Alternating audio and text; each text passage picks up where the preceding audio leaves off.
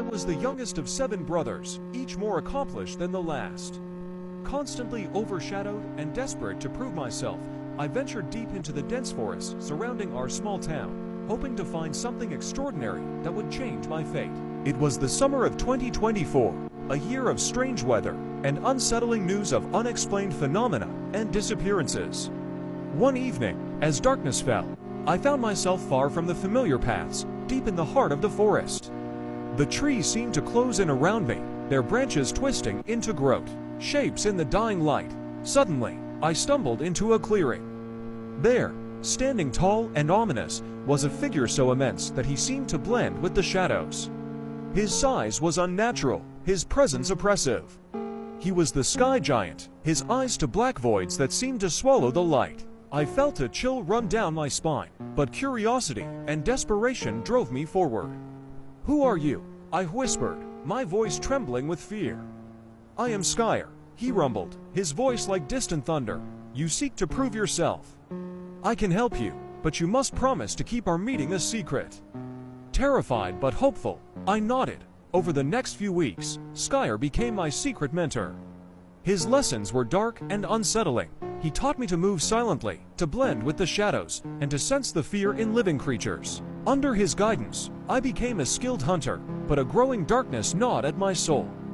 One night, Skyer appeared with a dire warning. "A storm is coming," he intoned, his eyes gleaming with an eerie light.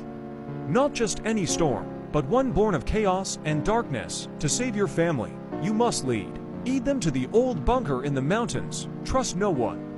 I raced back to town, the forest's whispers echoing in my mind. I told my family about the storm and the bunker.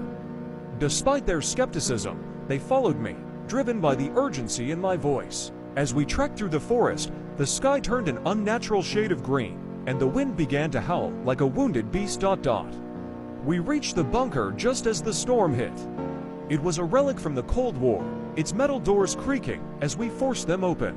Inside, the air was cold and stale, and the flickering lights cast eerie shadows on the walls. The storm outside raged with a ferocity I had never seen, the howling wind and crashing thunder merging into a cacophony of terror. Hours turned into days. The storm showed no signs of abating. Strange noises echoed through the bunker, whispers, footsteps, and the faint, distant laughter of unseen entities. My brothers huddled together, their faces pale with fear. I tried to reassure them, but the dread in my own heart betrayed them. When the storm finally passed, we emerged to find our town devastated. Buildings were reduced to rubble, and the once familiar streets were unrecognizable. The air was thick with an oppressive silence, broken only by the distant cries of survivors. But something was wrong, terribly wrong. I searched for Skyer, hoping for answers, but he was nowhere to be found. Instead, I discovered a grotesque talisman left in the clearing where we first met. It was carved with disturbing symbols and seemed to pulse with a dark energy. Holding it, I felt a deep sense of foreboding.